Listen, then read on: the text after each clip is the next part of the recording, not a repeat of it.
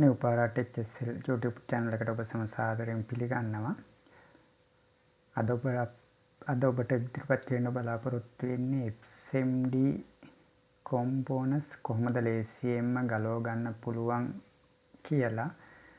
එම ගලව ගන්න පුළුවන් උපකරණයක් තමයි ඔබට අද අපි ඉදිරිපත් කරන්නේ. මේක ඉතාම පහසුවෙන් හා අඩු මුදලකට ඔබට සාදා ගන්න පුළුවන්. ඒ වගේම තමයි ඕනම කම්පෝනන්ට් එකක් SMD LED එකක් වෙනත් rectifier එකක් resistant capacitor එවැනි ඕනම දෙයක් IC එකක් වුණත් පහසුවෙන් ගලව ගන්න පුළුවන්. ඉවත් කරගන්න remove කරගන්න පුළුවන්. අපට hot gun එකක් වගේ මිලාදික උපකරණයක් පාවිච්චි කරන්න අපහසු අයට මේ ඊටාම හොඳ උපකරණයක් වෙනවා. ඔබට ඉතා පහසුවෙන් සාදා ගන්න පුළුවන්.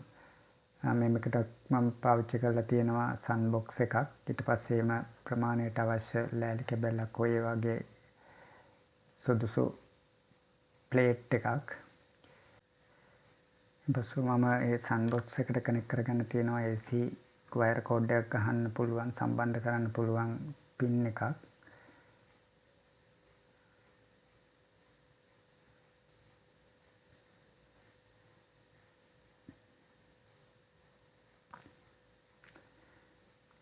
ඊට අමතරව අපි මේකට යොදා ගන්නවා 220 වෝල්ටේජ් ඇම්පියර් 5ක ෆියුස් එකක්.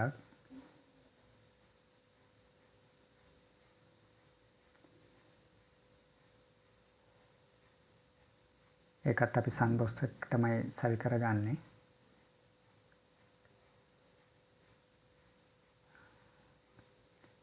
පිටව AC එකට ඔරොත්තු දෙන පාවිච්චි කරන්න පුළුවන් ස්විච් එකක් යොදා ගන්නවා මේක මේ උපකරණය on off කරන්න.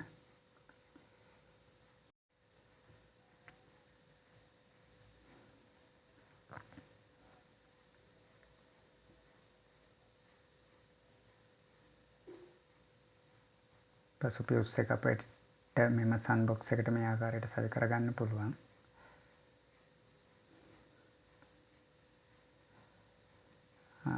මේක තමයි මේකි ඇත්තටම ප්‍රධාන උපකරණය වෙන්නේ. මේක රයිස් කුකර් එකක හීටර් එක වර්ම් ටෙම්පරේචර් එක පවත්වා ගන්න උපකරණයක්. මේකට කියන්නේ high resistant coil කියලා. එහෙම නැත්නම් rice cooker heater thermostat warm plate කියලා. මේක කෙලිම 220 කරන්ට් එකට දෙන්න පුළුවන්. AC කරන්ට් එකට දෙන්න පුළුවන්. මෙහි ක්ෂමතාවය වොට් 40ක් පමණ වෙනවා. මේකෙන් තමයි අත්‍තරම හොට් රයිස් කුකර් එකක වර්ම් අවස්ථාවේදී රයිස් කුකරේ උෂ්ණත්වය රඳවගන්නේ. ඒ ඊටම සුළු මුදලකට වෙළඳ පොලෙන් ලබා ගන්න පුළුවන්. තව මේ සඳහා අපට වුණා වෙන වංගලක පමණ ඇලුමිනියම් බට කැපැල්ලක්.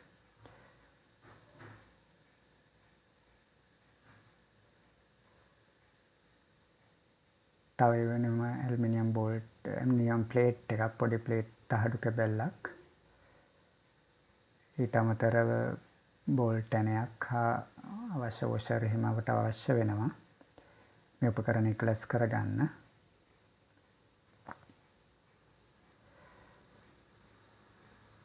අපි දැන් බලමු කොහොමද මේ උපකරණය අවශ්‍ය පරිදි ක්ලස් කරගන්නේ කියලා. මුලින්ම අපි මේ ආකාරයට අපේ fuse එක සම්බන්ධ කරගත යුතුයි.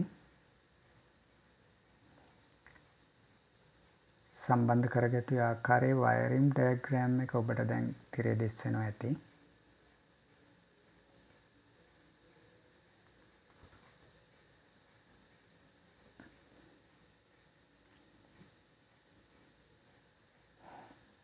මෙම ආකාරයටම නුනත් ඔබට අවශ්‍ය පරිදි මේව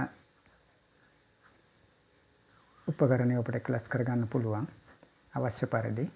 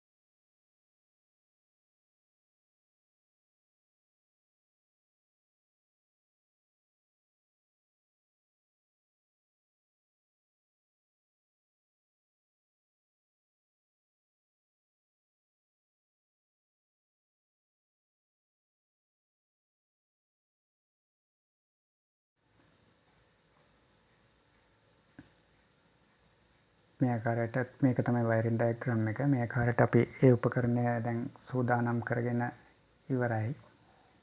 සකසාගෙන ඉවරයි.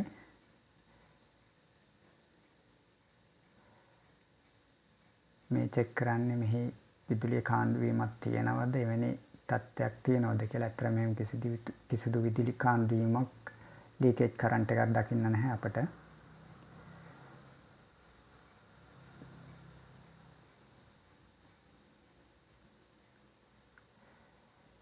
දැන් කොහොමද බලමු මේ උපකරණයෙන් එම SMD උපකරණ ගලවා ඉවත් කරගන්න කියලා.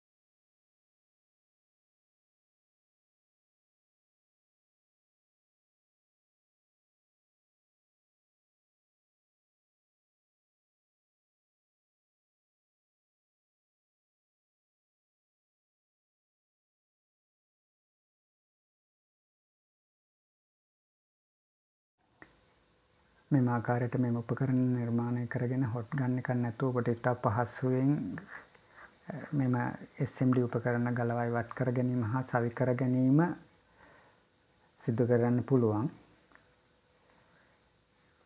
මේ ඔබට ඉතාමත් ප්‍රයෝජනවත් උපකරණයක් වේවි. නියමිත ආකාරයෙන් සකසාගත් පසු ඉතාම සුළු මුදලක් තමයි මෙයට වියදම් වෙන්නේ. අපි නැවතත් මෙවැනි වැදගත් වීඩියෝකින් හම්බ වෙමු. ඔබට සුබ දවසක්.